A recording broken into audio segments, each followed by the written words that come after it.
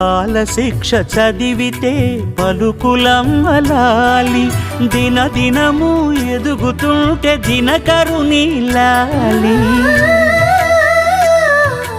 పదుగురొచ్చి నేను మెచ్చితే కన్నులార చూసే తల్లికి కడుపు తీపిలాలి. నా లాలి నీకు పూల పల్లకి, అలసిన కళ్ళకి సొలసిన కాళ్ళకి